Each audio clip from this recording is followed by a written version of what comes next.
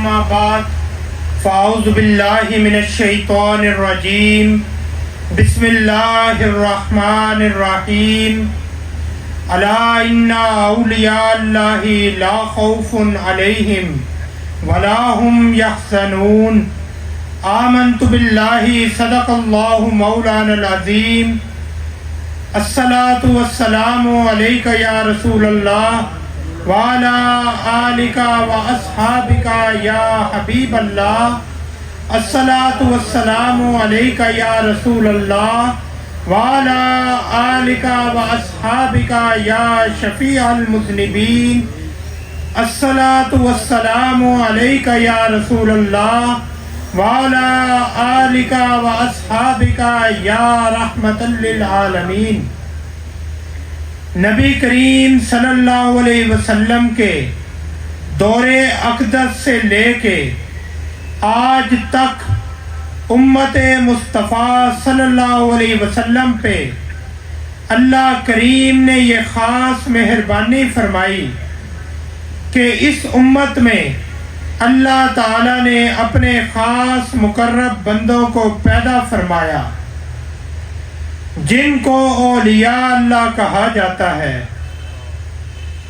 اللہ کریم نے اس امت کے اندر جلیل القدر اولیاء اللہ کو پیدا فرمایا جنہوں نے حضور علیہ الصلاۃ والسلام کی تعلیمات کو عوام الناس تک پہنچایا اور لوگوں کے قلوب کو انوار الہی کے ذریعے روشن کیا۔ دنیا میں بے شمار اولیاء اللہ گزرے ہیں، ہر ایک کا اپنا مقام و مرتبہ ہے، لیکن آج جس ہستی کے عرس مبارک پہ ہم اکٹھے ہوئے ہیں وہ اپنے مقام و مرتبے اور اخلاق و کردار میں منفرد حیثیت کے حامل ہیں۔ آپ رحمت اللہ علیہ نے مختصر عمر پائی لیکن معاشرے پہ اپنے گہرے نقوش چھوڑے۔ میری مراد ہمارے پیر و مرشد، منبع جود و سخا، چشمہ فیض و شفا، امام الاولیاء، ہمارے مرشد و رہنما، بانی مسجد پاک وگا شریف، محبوب بارگاہ رسالت مآب صلی اللہ علیہ وسلم، جناب حضرت الشیخ الحاج ڈاکٹر حافظ محمد فروخ حفیظ صاحب رحمۃ اللہ علیہ سے ہے، جن کے 7ویں سالانہ عرس مبارک میں ہم سب کو شامل ہونے کی سعادت نصیب ہوئی۔ آپ رحمت اللہ علیہ کی خدمات و خصوصیات کا ذکر کرنے کے لیے سالوں درکار ہیں، لیکن صرف حصول فیضان اور حصول برکت کے لیے میں چند کلمات عرض کرنا چاہوں گا۔ آپ رحمت اللہ علیہ نے ابتدائی تعلیم و تربیت اپنی والدہ ماجدہ سے حاصل کی، جن کی خصوصی دلچسپی اور نگاہ نے بچپن سے ہی آپ کو عشق رسول صلی اللہ علیہ وسلم کی راہ گزر پہ ڈال دیا۔ آپ رحمت اللہ علیہ کی ولادت 25 نومبر 1955 کو لاہور میں ہوئی۔ میٹرک کے امتحان میں مشن ہائی سکول لاہور سے نمایاں پوزیشن حاصل کی۔ آپ رحمت اللہ علیہ نے نشتر میڈیکل کالج ملتان سے میڈیکل گریجویشن اور king Edward medical university Lahore اور اس کے ملحقہ اداروں سے امراض چشم کی خصوصی تربیت حاصل کی۔ اس کے بعد عظیم القدر ولی اللہ حضرت صوفی عبد الغنی صاحب رحمۃ اللہ علیہ کے دست حق پرست پہ شرف بیعت حاصل کی اور تمام دنیاوی مصروفیات ترک کر کے ان کی سرپرستی میں 14 سال منازل سلوک طے کرنے اور تعمیر کردار کے حصول میں صرف کیے. پھر ان کے حکم کے مطابق اس آستانہ عالیہ ڈیرہ حضرت میاں صاحب قدر شریف ضلع منڈی بہاؤالدین میں دعا اور دوا کے ساتھ رشد و ہدایت کے سلسلے کا آغاز کیا. سنت رسول صلی اللہ علیہ وسلم اور احکام شریعت کی پابندی اور اس کی ترغیب آپ رحمت اللہ علیہ کی زندگی کا شعار تھا. دوسروں کو نماز کی تلقین کے ساتھ ساتھ تقریباً عرصہ 25 سال تک مسلسل سفر و حضر اور صحت یا بیماری میں خود بھی کسی فرض نماز کی جماعت بلکہ تکبیر اولیٰ بھی ترک نہیں کی. آپ رحمت اللہ علیہ نے اپنی زندگی میں فرقہ واریت، مفاد پرستی اور حصول زر سے اجتناب کیا. آپ رحمت اللہ علیہ کا نعرہ تھا، کچھ نہیں مانگتا شاہوں سے یہ شیدا تیرا، اس کی دولت ہے فقط نقش کف پا تیرا. تاریخ اسلام صوفیاء کرام اور اولیاء اللہ سے بھری پڑی ہے اور بڑے جلیل القدر مرتبے والے بزرگ گزرے، لیکن آپ رحمت اللہ علیہ کا انداز سب سے جدا ہے. آپ کو اتنی کثیر الجہد شخصیت شاید ہی مل سکے. آپ رحمت اللہ علیہ کی زندگی کے بے شمار پہلو ہیں اور ہر پہلو میں آپ درجہ کمال کو پہنچے. آپ نے صرف 60 سال کی ظاہری زندگی کے دوران 2 صدیوں کا کام کیا. آپ رحمت اللہ علیہ اوسطاً 20 سے 22 گھنٹے روزانہ مختلف کاموں میں صرف کرتے اور صرف 2 یا 3 گھنٹے آرام فرماتے.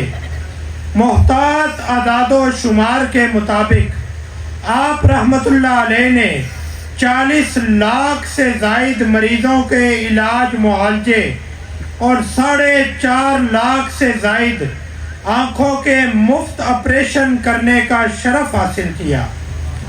آپ ایک ماہر سرجن، بہت اچھے منتظم، بلند مرتبہ روحانی پیشوا، بہت بڑے عاشق رسول صلی اللہ علیہ وسلم، بہت اچھے ڈیزائنر، بہت اچھے ادیب، مقرر، انجینئر، خطاط، حتیٰ کہ آپ رحمت اللہ علیہ کو بے شمار دینی و دنیاوی علوم و فنون پہ مکمل دسترس حاصل تھی اور سب سے بڑھ کے مخلوق خدا سے محبت رکھنے والے تھے. دنیا کی تاریخ میں کسی ایک شخص کی اتنے شعبوں میں کمال حاصل کرنے کی مثال نہیں ملتی اور ان تمام شعبوں اور مصروفیات کے ساتھ ساتھ نماز پنجگانہ با جماعت تازہ وضو کے ساتھ ادا کرتے. نماز نہ کبھی قضا ہوئی، نہ آپ نے کبھی عصر اور عشاء کی غیر معقدہ سنتیں چھوڑی اور نہ ہی نماز تہجد چھوڑی. ساری رات آنکھوں کے مریضوں کے آپریشن فرماتے، لیکن جب تہجد کا وقت ہوتا تو آپریشن تھیٹر کے کونے میں ہی نماز تہجد ادا فرماتے اور پھر آپریشن شروع فرماتے. اسی طرح جس نماز کا بھی وقت ہوتا وہ ادا کر کے پھر کام شروع کر دیتے. ایک وقت میں 1000 سے زائد افراد سے ملتے، ان کی جسمانی و روحانی بیماریوں کا علاج دوا اور دعا سے فرماتے، اور جس محبت اور مسکراہٹ سے پہلے فرد کو ملتے، ہزارویں کو بھی اسی محبت اور مسکراہٹ سے ملتے۔ آپ رحمت اللہ علیہ کی طبیعت میں سادگی اور درویشی کا عنصر غالب تھا، نمود و نمائش سے دور رہتے۔ آپ رحمت اللہ علیہ کی پوری زندگی فلاحی مشن کی تکمیل میں گزری۔ آپ کا ہر کام دنیاوی لالچ کے بغیر رضائے الہی اور رضائے مصطفیٰ صلی اللہ علیہ وسلم کے حصول کی خاطر تھا۔ آپ رحمت اللہ علیہ نے لوگوں کے دلوں میں عشق مصطفیٰ صلی اللہ علیہ وسلم کی شمع روشن کرنے میں اپنا کردار ادا کیا۔ ماہ ربیع الاول میں آپ رحمت اللہ علیہ نے حضور نبی پاک صلی اللہ علیہ وسلم کی آمد کی خوشی منانے کا بہت کمال طریقہ اہل محبت کو سکھایا، جس پہ علاقے بھر میں عمل درآمد ہوتا ہوا دیکھا جا سکتا ہے۔ ربیع الاول کی آمد سے ہی نعت شریف کے اشعار دیواروں پہ بہت خوبصورتی سے وال چاکنگ کی صورت میں لکھے ہوئے سارا سال دیکھے جا سکتے ہیں۔ ان دنوں میں فلیکس، بینرز اور گھروں، گلیوں اور بازاروں کی سجاوٹ کے لیے انتظامات کیے جا رہے ہیں۔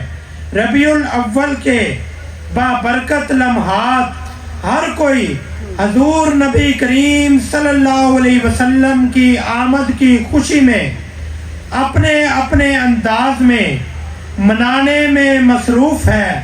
12 ربیع الاول کو نبی پاک صلی اللہ علیہ وسلم کی آمد کی خوشی میں جلوس نکالے جاتے ہیں۔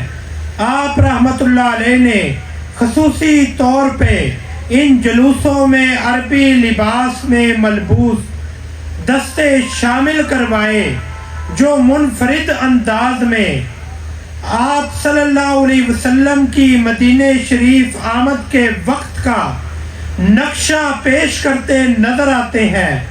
اس ماہ مقدس میں لنگر پکا کے اپنے دسترخوانوں کو وسیع کیا جاتا ہے۔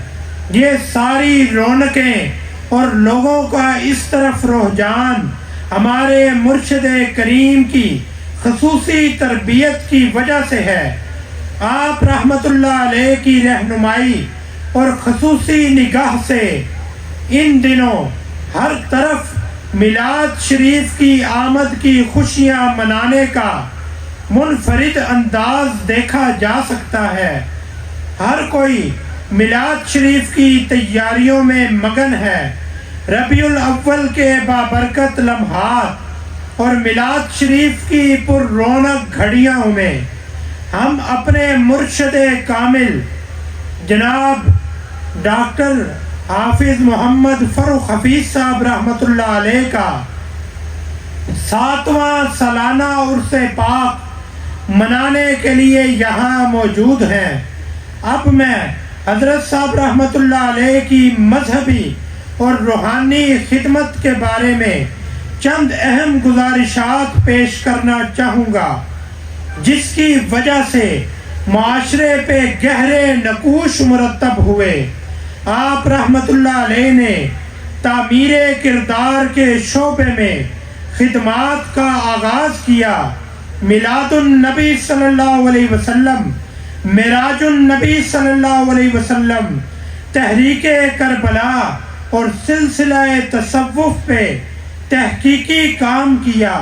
قرآن پاک اور حدیث نبوی صلی اللہ علیہ وسلم کی روشنی میں ان حقائق کے وہ اہم ترین پہلو جنہیں اب تک اجاگر نہ کیا جا سکا، ان پہ تحقیقی مقالے پیش کر کے تاریخ اسلام کی درخشندہ روایات میں اہم اضافہ کیا، لوگوں کے ذہنوں میں اپنی تعلیمات کے ذریعے ناپسندیدہ رسومات، غیر اخلاقی رجحان اور حدود اللہ کی پامالی کے خلاف شعور بیدار کیا اور لوگوں کے اخلاق و کردار کو سنوارنے کی غیر معمولی کوشش کی۔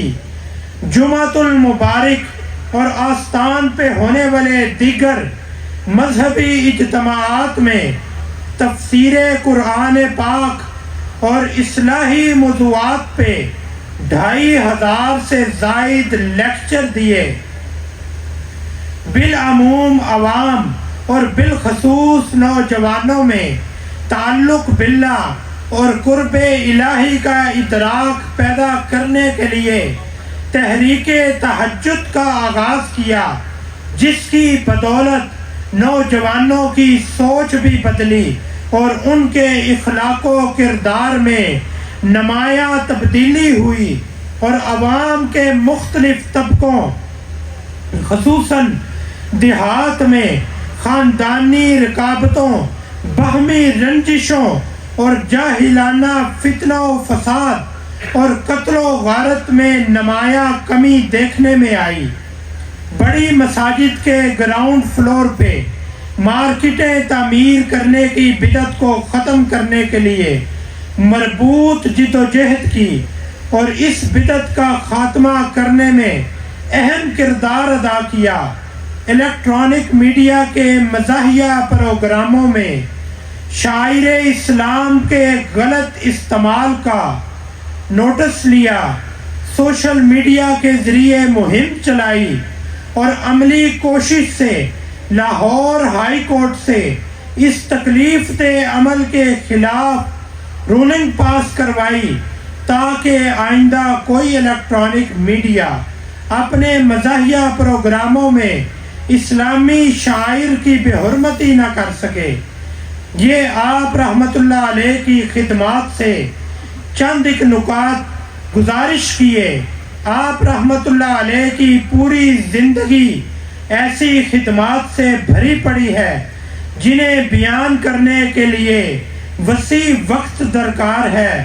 اللہ کریم سے دعا ہے کہ اللہ تعالی ہمیں جناب حضرت صاحب رحمت اللہ علیہ کے نقش قدم پہ چلنے کی ہمت اور توفیق عطا فرمائے۔ انشاءاللہ میرا اصل مشن جناب حضرت الشیخ الحاج ڈاکٹر حافظ محمد فروخ حفیظ صاحب رحمت اللہ علیہ کے شروع کیے ہوئے مشن کو پایا تکمیل تک پہنچانا ہے۔ یہ واضح کرنا ضروری سمجھتا ہوں کہ میں آپ رحمت اللہ علیہ کے اس مشن پہ کوئی سمجھوتا نہیں کروں گا۔ آپ رحمت اللہ علیہ کا عوامی خدمت کا مشن جو مجھے ورثے میں ملا، اسے پایا تکمیل تک پہنچانے کے لیے اپنی تمام تر صلاحیتوں کو بروئے کار لاؤں گا۔ الیکشن سے متعلق میں نے جو فیصلہ لیا، اس فیصلے کی اصل روح عوام کی خدمت ہے۔ لوگوں کی خدمت کے سوا میرا کوئی ذاتی مفاد نہیں۔ لوگوں کی بے لوث خدمت جو پہلے سے جاری ہے، اس میں مزید اضافہ کرنا یہ میرا مشن ہے۔ میں آپ رحمت اللہ علیہ کے مشن کو اعلیٰ سمجھتا ہوں اور اپنی تمام تر ترجیحات کو اس کے مطابق سر انجام دینے کے لیے ہمہ کوشاں رہوں گا اور خدمت خلق کے اس سلسلے کو ملک بھر میں وسعت دینے کے لیے نئی جدوجہد کا آغاز کیا۔ اللہ کریم کی بارگاہ میں دعا ہے کہ اللہ کریم مجھے خدمت خلق کے اس مشن کے ساتھ اسی طرح مستقل وابستگی نصیب فرمائے۔ میں ان تمام لوگوں کا بے حد مشکور ہوں اور سب کے لیے دعا گو ہوں جنہوں نے اس عرص مبارک میں دامے درمے قدمے سخنے حصہ لیا اور دور و نزدیک سے تشریف لائے، اور خاص طور پہ میں جناب دیوان احمد مسعود چشتی صاحب اور باقی تمام معزز پیر صاحبان، علماء کرام، مشائخ عظام، خصوصی مہمانان گرامی کا، سیاسی و سماجی شخصیات اور ہر مکتبہ فکر سے تعلق رکھنے والے تمام افراد کا مشکور ہوں جو اس عرس پاک کی بابرکت تقریبات میں شامل ہوئے اور ہمیں خدمت کا موقع دیا۔ میں آپ سب کے لیے دعا گو ہوں کہ آج اس مبارک موقع پہ اللہ کریم آپ سب کی جھولیاں مراد سے مالا مال فرمائے، خصوصاً وہ لوگ میرے خصوصی شکریہ کے مستحق ہیں جنہوں نے سیکیورٹی کی خدمات سر انجام دی، جنہوں نے لنگر ڈیوٹی دی، ساؤنڈ سسٹم، لائٹنگ، ڈیکوریشن اور بیٹھنے والوں کے لیے ترپالوں دریوں کا اہتمام کیا، اور وہ لوگ جنہوں نے اس آستان کو آنے والے رستوں کی سجاوٹ کی، جنہوں نے موٹر سائیکلوں اور گاڑیوں کی پارکنگ کے لیے جگہ فراہم کی اور ڈیوٹی دی۔ ہمیں اپنی کم آئیگی کا احساس ہے اور ہم اپنی کوتاہیوں اور لغزشوں کی مالک کی بارگاہ میں معافی کی التجا کرتے ہیں۔ اگر رش اور ہجوم کی وجہ سے کسی شخص کی کوئی دل آزاری ہوئی یا اس کو کوئی تکلیف پہنچی تو میں دست بستہ اس سے معافی کا خواستگار ہوں۔ خدمات سر انجام دینے والوں کے لیے دعا ہے کہ اللہ تعالی ان کو اس دنیا میں بھی اور آنے والی زندگی میں بھی اجر عطا فرمائے، اور میری دعا ہے کہ ان کی اولادیں بھی اس شرف سے فیض یاب ہوں۔ اللہ رب العزت عرس پہ آنے والے ہر شخص کو خیر سلامتی کے ساتھ اپنے اپنے گھروں میں لوٹائے، اور اللہ پاک آپ کے گھروں میں برکت پیدا فرمائے اور آپ کے گھروں کو حضور علیہ الصلوۃ والسلام کی نگاہ کرم عطا فرمائے۔ وما علینا الا البلاغ المبین۔